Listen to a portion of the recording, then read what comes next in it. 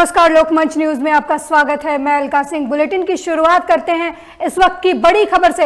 आपको बता दें कि पश्चिम बंगाल के मालदा में टीएमसी पर सीएम योगी आदित्यनाथ जमकर बरसे हैं। आपको बता दें कि राज्य में बीजेपी सरकार बनाने की बात की गई और कई काम की बात की गई। वहीं टीएमसी के गुंडे गले में तख्ती टांगकर भीख मांगेंगे अपनी जान की, ये बात सीएम योगी आदित्यनाथ ने कही। साथ ही 24 घंटे के अंदर गो हत्या और अवैध बूचड़खाने बंद करवाए जाने की भी बात कही।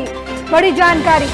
वहीं टीएमसी के गुंडे बंगाल में फैला रहे अराजकता, ये बात सीएम योगी आदित्यनाथ ने मालदा के एक रैली में कही। बड़ी जानकारी इस वक्त की हम आपको पश्चिम बंगाल से दे रहे हैं, जहां यूपी के सीएम योगी आदित्यनाथ ने टीएमसी पर जमकर हमला बोला है। उन्होंने कहा कि टीएमसी के गुंडे बंगाल में अराजकता फैला रहे हैं। बड़ी जानकारी हम आपको पश्चिम बंगाल से दे रहे हैं, जहां सीएम योगी आदित्यनाथ ने टीएमसी पर जमकर हमला बोला है। उन्होंने कहा कि उनकी सरकार आएगी तो गुंडे गले में तख्ती टांगकर भीख मांगेंगे अपनी जान की। साथ ही कहा 24 घंटे के अंदर गो हत्या और अवैध बूचड़खाने बंद करवाए जाएंगे अगर राज्य में बीजेपी की सरकार आती है तो।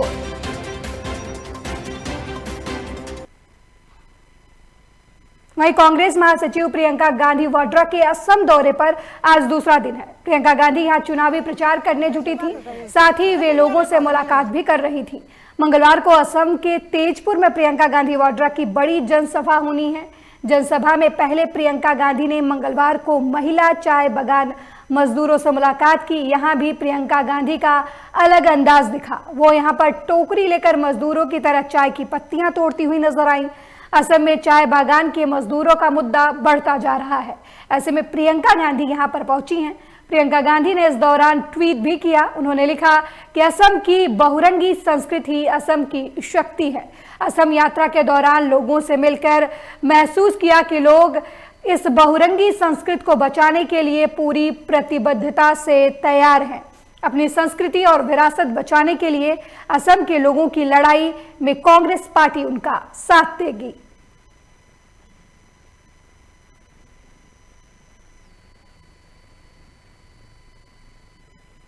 वहीं इस वक्त की बड़ी खबर लखनऊ से है, जहां पंचायत चुनाव को लेकर बीजेपी अब एक्शन मोड में आ चुकी है। वार्डों के बाद ग्राम सभाओं में भी चुनाव पर मंथन होगा। बड़ी जानकारी हम आपको लखनऊ से दे रहे हैं, जहां पंचायत चुनाव को लेकर बीजेपी एक्शन मोड में नजर आ रही है। आपको बता दें कि वार्डों के बाद अब ग्राम सभाओं में चुनावी मंथन होगा। आपको बता दें कि 5 से 10 मार्च तक ग्राम सभाओं में बीजेपी बैठक करेगी और 10 से 18 मार्च तक ग्राम चौपालों में भी बैठक होगी। आपको बता दें कि गांव की बैठकों में बीजेपी के दिग्गज नेता शामिल होंगे। बड़ी जानकारी हम आपको लखनऊ से दे रहे हैं, जहां पंचायत चुनाव को लेकर बीजेपी एक्शन मोड में नजर आ रही है। आपको बता दें कि वार्डों के बाद ग्राम सभाओं में चुनावी मंथन होगा। वहीं 5 से 10 मार्च तक सभाओं में बीजेपी बैठक करेगी। आपको बता दें कि 10 से 18 मार्च तक ग्राम चौपालों में भी बीजेपी पार्टी के नेता बैठक करेंगे। बताया जा रहा है कि गांव की बैठकों में बीजेपी के दिग्गज नेता शामिल होंगे।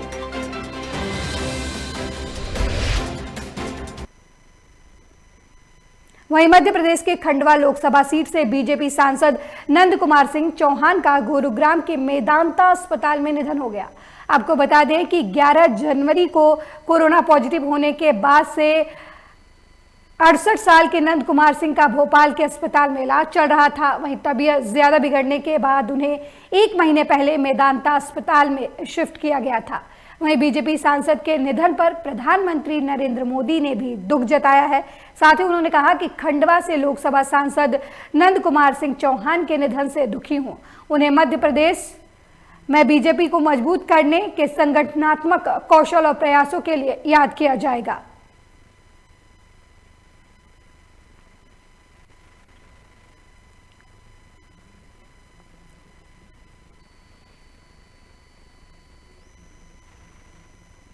भारतीय जनता पार्टी के लिए, भारतीय जनता पार्टी के कार्यकर्ताओं के लिए ये एक अकल्पनीय और असमय होने वाली दुर्घटना है। विशेषकर हमारे अपने खंडवा बुरहानपुर के लिए तो मैं समझती हूँ कि हम सबके लिए वह एक अभिभावक की तरह थे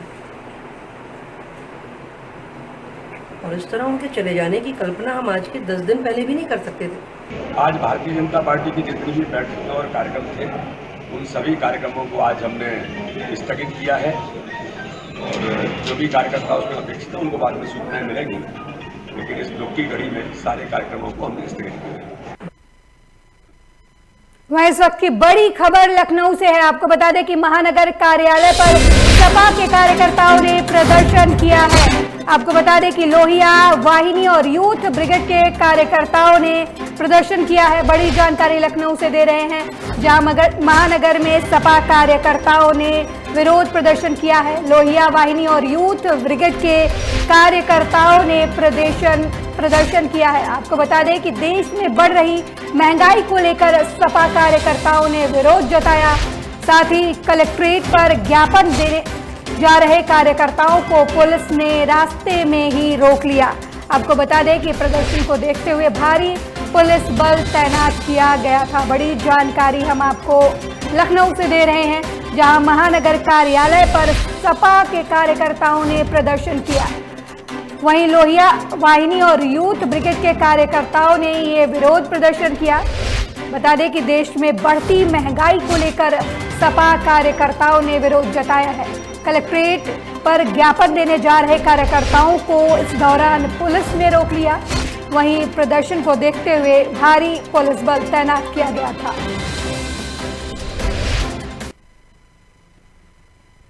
बड़ी खबर लखनऊ से है, जहां अयोध्या के तट पर 14 शहरों का विकास अब सरकार करने जा रही है।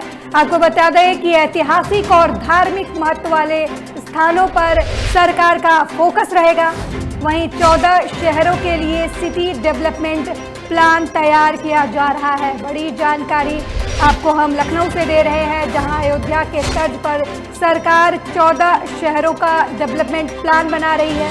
इसके तहत 14 शहरों के सिटी का डेवलपमेंट किया जाएगा। आपको बता दें कि शहरों के धरोहर के संरक्षण और सौंदर्यीकरण का कार्य किया जाएगा इस विकास योजना के तहत। वहीं शहरों के विकास से पर्यटन की संभावनाओं को भी प्रबल करने की कोशिश की जाएगी। आपको बता दें कि शहरों के विकास से पर्यटन की संभावनाएं बढ़ती हैं। वहीं सरकार शहरों की देश और दुनिया में ब्रांडिंग भी करेगी। बड़ी जानकारी लखनऊ से दे रहे हैं, जहां अयोध्या की तर्ज पर 14 शहरों का विकास किया जाएगा। आपको बता दें ऐतिहासिक और धार्मिक महत्व वाले स्थानों पर सरकार का फोकस रहेगा।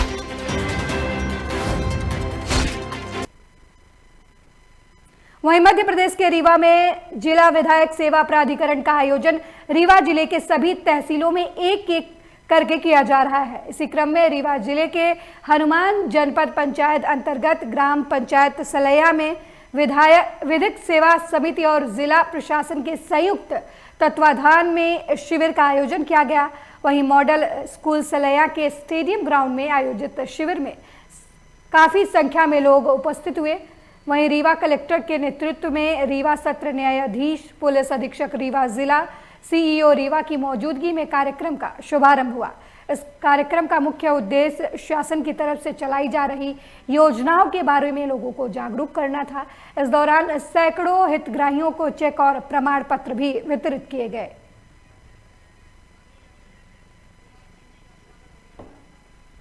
सबसे बड़ा जो मेन उद्देश्य है वो यही है कि अगर ऐसा व्यक्ति जो कि अपने लिए विधिक सहायता नहीं उपलब्ध करा पा रहा है, अपना कोई प्रकरण चलाना चाहता है वो कोर्ट में, और उसके पास यदि अधिवक्ता नहीं है तो वो विधिक साक्षरता या विधिक सहायता के माध्यम से वो एक आवेदन दे के, सिंपल एक आवेदन देना होता है, जो कि आप तहसील विधिक सेवा समिति जिसके अध्यक्ष सर हैं और सर के माध्यम से, या अगर आप जिले में भी यदि आप अपना कोई आपकी कोई समस्या है तो वहाँ पे भी आप एक आवेदन दे के अपने लिए नियुक्त करा। कि जो शासन की कल्याणकारी जो योजनाएं हैं वो हमारे जिला विधिक सेवा प्राधिकरण जो माननीय सर्वोच्च न्यायालय से लेकर के सभी जगह काम करता है, उसके साथ शासन के सहयोग से और अन्य विभागों के सहयोग से बड़ी जानकारी लखनऊ से दे रहे हैं, जहां नोएडा में प्रस्तावित फिल्म सिटी में अब साल 2022 से शूटिंग शुरू होने की संभावना जताई जा रही है। आपको बता दें कि सीएम योगी ने इंफ्रास्ट्रक्चर और संसाधनों की व्यवस्था के निर्देश दिए हैं। वहीं सीएम योगी आदित्यनाथ ने फिल्म सिटी को लेकर समीक्षा बैठक भी की है।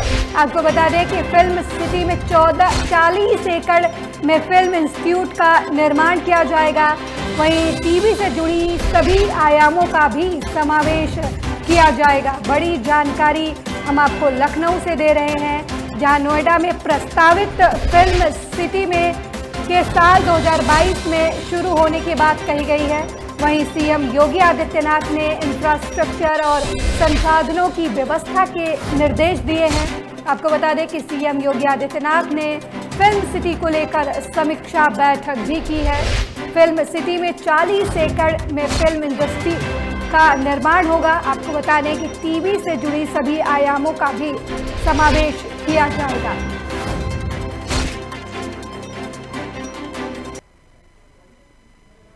वहीं उत्तराखंड में 2021 का महाकुंभ आगाज हो गया है। आपको बता दें कि अखाड़ों में धर्म ध्वजा स्थापित होने के साथ साथ महाकुंभ की शुरुआत हरिद्वार में हो गई है। साधु संत अपने अखाड़ों में आना शुरू हो गए हैं और पेशवाई का दौर भी शुरू होने जा रहा है। वहीं किन्नर अखाड़े के संत भी धर्मनगरी हरिद्वार पहुंचना शुरू हो गए हैं। इस दौरान लोकमंच ने किन्नर अखाड़ा के महामंडलेश्वर पवित्रानंद गिरी से खास बातचीत की। क्या कुछ कहा उन्होंने, आइए आपको सुनवाते हैं। देखिए, इस समय हम हरिद्वार के हरकी पौड़ी स्थल में हैं यहाँ पर, और हमारे साथ पवित्रानंद गिरी जी हैं, महामंडलेश्वर है किन्नर अखाड़े की। तो आज हम उनसे बात करते हैं कि किन्नर अखाड़े का किस तरह से निर्माण हुआ, उनसे एक चर्चा करेंगे लोकमंच न्यूज चैनल पर अपने दर्शकों के लिए। एक तो महामंडलेश्वर जी, एक तो आपका स्वागत है लोकमंच न्यूज चैनल में। तो एक ये पूछना चाहेंगे कि किन्नर अखाड़े की शुरुआत कैसे हुई?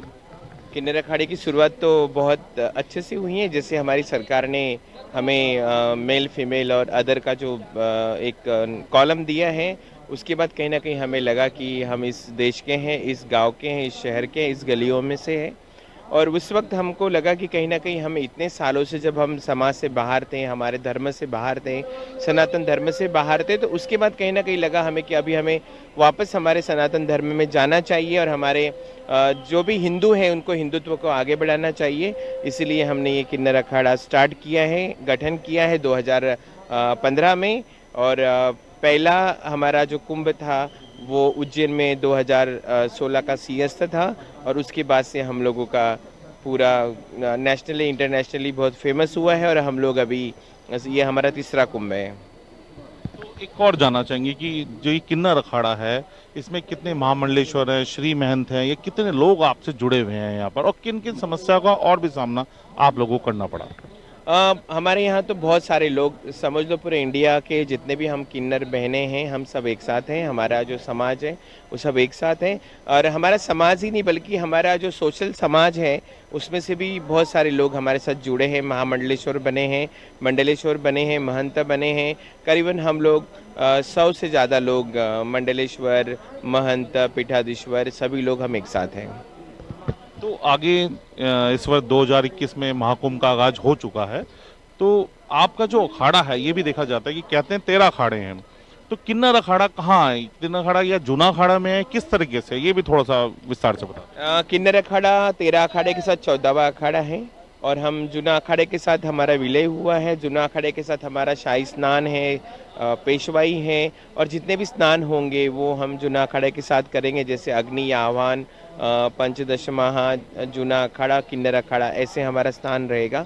एक और लास्ट सवाल आपसे पूछूंगा कि सरकार ने अप्रैल में महाकुंभ का आयोजन की बात करिए, नोटिफिकेशन जारी है 28 दिन का, साधु संतों में नाराजगी देखी गई है, तो आप लोगों की क्या प्रतिक्रिया है? नाराजगी तो हर किसी की, हमें भी नाराजी है क्योंकि 2016-2019 का जो कुंभ हमारा भव्य कुंभ हुआ है और ये जो 21 का कुंभ था ये बहुत ही एकदम नॉर्मल ऐसे लग रहा है कि हम कहीं मेले में आए हैं या हरिद्वार घूमने आए हैं, यहाँ पे कुंभ जैसा कोई माहौल नहीं लग रहा है।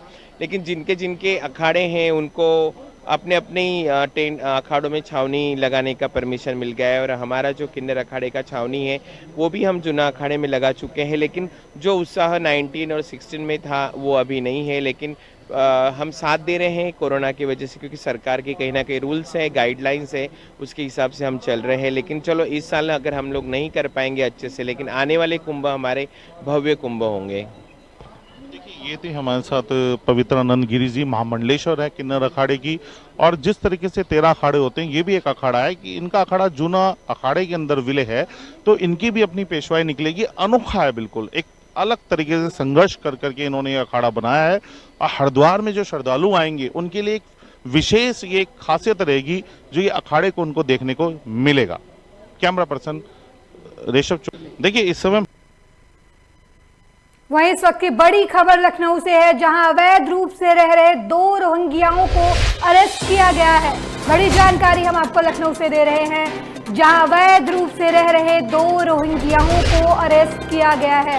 आपको बता दें कि ये पकड़े गए रोहिंग्या म्यांमार के रहने वाले बताए जा रहे हैं। वहीं फारूक और हसन और शाहिद को एटीएस ने गिरफ्तार किया है। आपको बता दें, फर्जी दस्तावेज से वोटर आईडी, आधार कार्ड बनवाते थे ये दोनों आरोपी।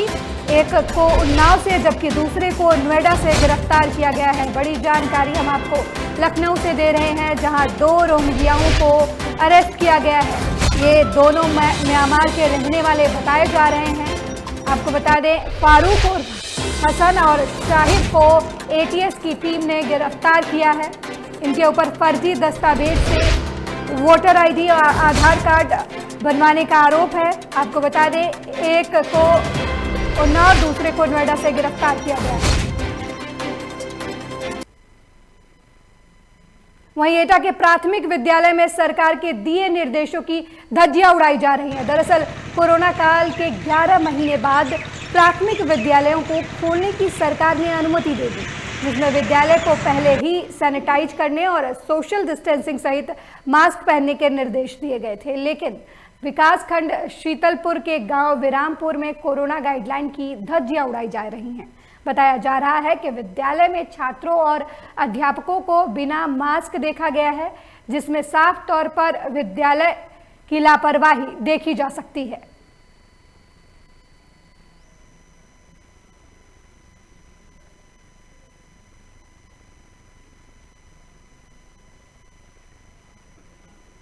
रामपुर में कुछ एक कमियां पाई गई हैं, उनमें आपका क्या कहना होगा? देखिए, विद्यालय आज से खुल गए हैं और प्रॉपर 15 से 20 दिन पहले सभी जो स्कूल के प्रधानाध्यापक के केंद्र शिक्षा अधिकारी हैं सबको निर्देश भी दिया गया है कि कोविड प्रोटोकॉल का अनुपालन सुनिश्चित करते हुए विद्यालय 1 मार्च से प्राइमरी कक्षा 1 से 5 तक खुलेंगे। इसमें सभी बच्चों को सोशल डिस्टेंसिंग का पालन कराते हुए प्रॉपर सैनिटाइजर और मास्क का उपयोग करते हुए बच्चों को विद्यालय में बुलाना है और विद्यालय का संचालन कराना है। सुबह सर खबर सामने आई थी कि प्रधानाचार्य अनुपस्थित थे स्कूल में और मास्क नहीं थे स्कूल में। वहीं छिंदवाड़ा में नगरीय निकाय चुनाव की तैयारियों के तहत बीजेपी प्रदेश अध्यक्ष विष्णुदत्त शर्मा छिंदवाड़ा पहुंचे, जहां बैठकों और कार्यकर्ता सम्मेलन में हिस्सा लिया। साथ ही प्रदेश अध्यक्ष बनने के बाद पहली बार छिंदवाड़ा पहुंचे वीडी शर्मा के स्वागत के लिए बीजेपी कार्यकर्ताओं ने बड़े स्तर पर तैयारी की थी। जगह जगह बीजेपी अध्यक्ष के स्वागत में होर्डिंग बैनर से सजाया गया। वहीं बीजेपी प्रदेश अध्यक्ष वीडी शर्मा ने प्रेस वार्ता में कहा कि वे इस संगठन को मजबूत करने के लिए यहां आए हैं और सभी मंडला अध्यक्षों से लेकर बूथ प्रभारी तक के साथ चर्चा कर जो कमी होगी उसे पूरा किया जाएगा।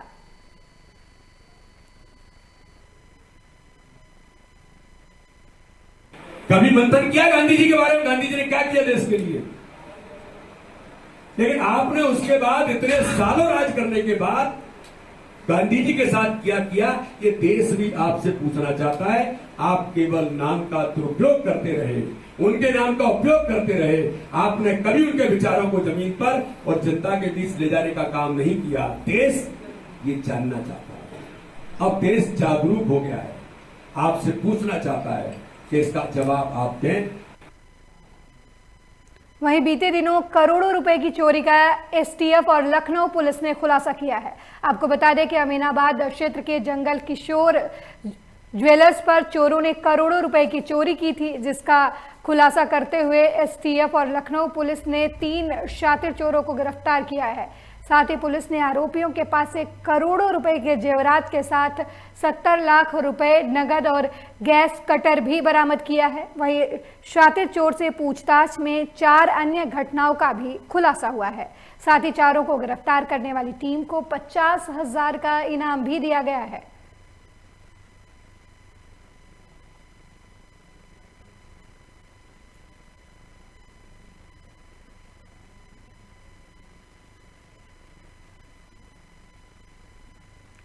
आपको बता दें, लखनऊ में करोड़ों की चोरी का पुलिस ने खुलासा किया है। इस दौरान पुलिस ने पिछली अन्य 4 चोरियों का भी खुलासा किया है। आपको बता दें, चोरी का खुलासा करने वाली टीम को 50,000 रुपए का इनाम दिया गया है।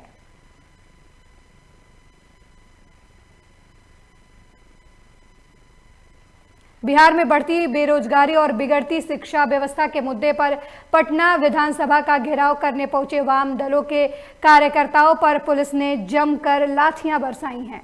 दरअसल वामपंथी दलों के छात्र कार्यकर्ता विधानसभा घेराव के लिए सड़क पर बवाल काटते हुए विधानसभा की ओर बढ़ रहे थे, लेकिन जेपी गोलंबर के पास पहुंचते ही पुलिस प्रशासन ने उन्हें बैरिकेडिंग कर रोक दिया। पुलिस ने भीड़ को कंट्रोल करने के लिए पहले वाटर कैनन और आंसू गैस के गोलों का प्रयोग किया, लेकिन जब बैरिकेडिंग और अन्य तरीकों का इस्तेमाल करने के बाद भी कार्यकर्ता नहीं माने तो पुलिस ने लाठीचार्ज कर दिया। लाठीचार्ज की वजह से कई कार्यकर्ताओं को चोटें आई हैं। आपको बता दें कि पुलिस और प्रदर्शनकारी के इस झड़प में एआईएस के कई कार्यकर्ता घायल हो गए हैं। मौके पर मौजूद एसपी लॉ एंड ऑर्डर स्वर्ण प्रभात और 55 वर्षीय एक सब इंस्पेक्टर का सिर भी फट गया है। घायलों को इलाज के लिए पीएमसीएच में भर्ती करवाया गया है।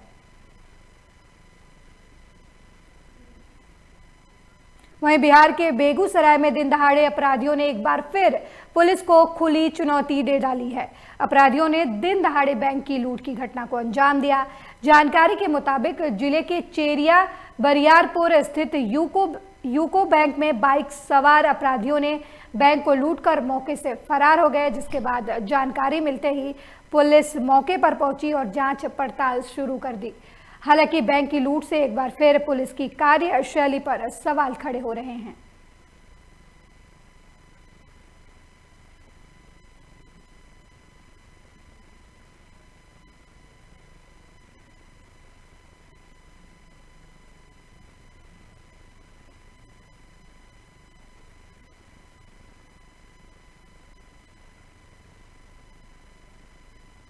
वहीं नोएडा पुलिस ने फोर्टिस अस्पताल सेक्टर 62 नोएडा के सामने मेन सड़क से चेकिंग के दौरान 9 आरोपियों को गिरफ्तार किया है। वहीं इनके कब्जे से 110 पैकेट कपड़े के सूट और बंडल भी बरामद किए हैं, जिनकी अनुमानित कीमत लगभग 22 लाख रुपए बताई जा रही है। पूछताछ में आरोपियों ने बताया कि सेक्टर 63 नोएडा की जीएसटी द्वारा सील बंद कंपनियों की B18 के बगल वाली कंपनी में गार्ड नौकरी करता है और रात्रि में फैक्ट्री में रेकी करता है। गार्ड की सूचना के अनुसार हम लोग फैक्ट्री में चोरी करते हैं और ये काम हम पिछले 5-6 महीने से कर रहे हैं और थोक मार्केट और साप्ताहिक बाजार में कपड़े को लाखों रुपए में बेच देते हैं। वहीं उन्होंने बताया कि आगामिया ब्रांड का एक इंटरनेशनल ब्रांड है जिसका विदेशों में आयात निर्यात किया जाता है और एक पैकेट की कीमत 20,000 रुपये है। आज भी हमारे द्वारा बंद फैक्ट्री में कपड़े की चोरी की गई, जिस कपड़े के साथ पुलिस ने उन्हें रंगों हाथ पकड़ लिया। आपको बता दें कि उन्होंने कंपनी में कपड़े की चोरी की है। आपको बता दें कि गंगा के सरगना समीर द्विवेदी है जो बंद पड़ी फैक्ट्रियों को ही टारगेट करते हैं, गार्डों की मदद से चोरियां करते हैं। वहीं पुलिस इन चोरों की गिरफ्तारी कर आगे की विधिक कार्रवाई कर रही है। इसमें कुल 7 लोग गिरफ्तार हुए हैं। उसमें एक कंपनी का गार्ड भी है जो इन लोगों को मदद भी करता है, रात्रि में यकीन भी करता है। और कुल इसमें 110 पैकेट जो एक्सपोर्ट ब्रांड का कपड़े हैं वो बरामद हुए हैं। एक पैकेट का कीमत मार्केट वैल्यू है MRP 20,000 रुपीज़ है। तो कुल 22 लाख का कीमत जो सामान है हम लोग बरामद किए हैं जो चोरी का है। इसमें कुल 7 लोग हैं। उसमें एक मुख्यतः एक चोर है समीर है, वो 2017 में भी जेल जा चुका है चोरी में, और लूट में भी जेल जा चुका है, और इनके क्रिमिनल हिस्ट्री सब निकाले गए हैं। इन लोगों के खिलाफ कड़ी से कड़ी। वहीं बिहार में आज से इलेक्ट्रिक बसों का परिचालन शुरू हो रहा है। सीएम नीतीश कुमार ने इलेक्ट्रिक बस सेवा का शुभारंभ किया है। पहले चरण में 12 इलेक्ट्रिक बसों का परिचालन शुरू होगा। लोगों को सस्ती, सुलभ, सुगम, सुरक्षित और अत्याधुनिक सुविधा युक्त परिवहन सेवा उपलब्ध कराने के लिए बसों की सेवा शुरू हुई है। इनमें 15 लग्जरी, 25 डिलक्स और 30 सेमी डिलक्स बसों का परिचालन बिहार के 43 मार्गों पर किया जा रहा है। इन बसों का परिचालन शुरू होने से राज्य के सभी 38 जिले राजधानी की कनेक्टिविटी हो जाएगी और जिला प्रखंड मुख्यालय से राजधानी पटना का सफर काफी आसान हो जाएगा। पटना नगर बस सेवा और बिहार के कई मार्गों पर मार्च के आखिरी सप्ताह तक 25 इलेक्ट्रिक बसों का परिचालन शुरू हो जाएगा। वर्तमान में 12 बसें निगम को प्राप्त हो चुकी हैं। इन बसों का परिचालन पटना, राजगीर, पटना, मुजफ्फरपुर और पटना नगर सेवा की कई मार्गों पर किया जाएगा। बची हुई बसें 15 मार्च तक नगर निगम को प्राप्त हो जाएंगी। सरकार काम कर रही है उसमें लोगों को भी सहयोग करना चाहिए। ये इलेक्ट्रिक बसों की जो पर्यावरण धुएं के कारण जो है, गाड़ियों के धुएं के कारण जो प्रदूषण फैलता है, और पटना में कई बार आपने देखा होगा बसों में जो है धुआं जो निकलता है, काला धुआं निकलता है, इससे लोगों को वहीं इंदौर के DLF गार्डन सिटी के क्लब हाउस में हुए आयोजन में देश भर के अलग अलग क्षेत्रों में काम करने वाले समाजसेवी, बिजनेस आइकॉन, शिक्षाविदों, सेना के जवान और अधिकारियों को सम्मानित किया गया है। वहीं अलग अलग क्षेत्रों में रिकॉर्ड बनाने वाले रिकॉर्ड भी दर्ज कर उन्हें वर्ल्ड बुक ऑफ लंदन के रिकॉर्ड सर्टिफिकेट दिए गए। आपको बता दें कि महिला अपराधों और बच्चों के यौन शोषण मामलों में काम करने वाली सामाजिक संस्था नारी शक्ति एक नई पहल की संस्थापक नुपुर धमीजा ने 300 माइनर दुष्कर्म पीड़ितों को न्याय दिलाने पर उनका रिकॉर्ड भी वर्ल्ड बुक ऑफ लंदन में दर्ज किया गया।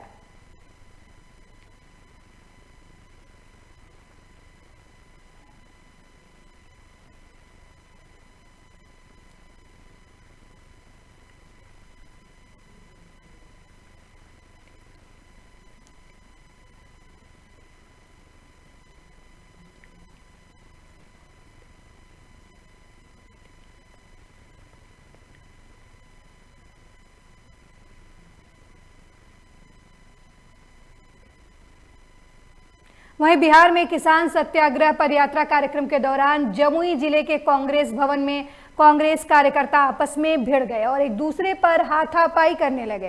किसान सत्याग्रह पदयात्रा कार्यक्रम के तहत जमुई के कांग्रेस भवन में प्रदेश कांग्रेस अध्यक्ष मदन मोहन झा, बिहार कांग्रेस प्रभारी भक्त चरण दास, प्रदेश कार्यकारी अध्यक्ष समीर कुमार सिंह, पूर्व प्रदेश अध्यक्ष अनिल शर्मा सहित कई प्रदेश के नेता मौजूद रहे। इसी दौरान जमुई जिला कांग्रेस के 2 गुटों में बटे कार्यकर्ता बीते विधानसभा चुनाव में कांग्रेस प्रत्याशी की हार को लेकर एक दूसरे पर आरोप प्रत्यारोप के साथ हाथापाई करना शुरू कर दिया, जिससे कार्यक्रम के दौरान भगदड़ मच गई। अध्यक्ष जी बोले कि गाजी शाहनवाज सम्मानित करेंगे, ठीक है, तो इन्होंने कहा कि सम्मानित ही नहीं करेंगे, इसलिए कि हमको ही हरा दिया। तो हरा दिया, हम हराए कि जनता हराया। काम आप कीजिएगा नहीं तो आपको जनता वोट कहाँ से देगा? वही विरोध होने लगा। हाँ, तो वही विरोध हुआ। वो कहेंगे इनको सम्मानित कर रहे हैं, गाजी शाहनवाज मेरा विरोध किए हैं, हमको हरा दिए, हम इनको क्या के लिए हराएंगे? हाँ, हम बोला पार्टी छोड़ देंगे। जब पार्टी हमारी इज्जत सम्मान नहीं देगा तो पार्टी में रह के क्या करेंगे? अध्यक्ष जी बोले कि गाजी शाहनवाज सम्मानित करेंगे, ठीक है, तो इन्होंने कहा कि सम्मान। इस बुलेटिन में मेरे साथ इतना ही। देखते रहिए लोकमंच न्यूज़। नमस्कार।